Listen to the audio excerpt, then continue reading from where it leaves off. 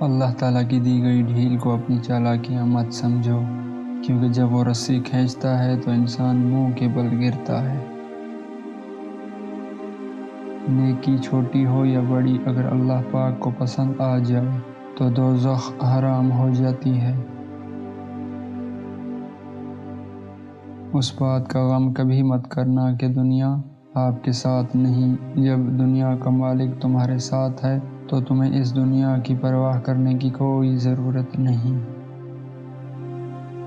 کچھ عیب نمائشی ایسی ہوتی ہے کہ جن کے ختم ہونے پر ہمیں احساس ہوتا ہے کہ یہ زحمت نہیں بلکہ رحمت کا باعث تھی، کہ یہ آزمائش ہی ہمیں اللہ تعالیٰ سے جوڑتی ہے۔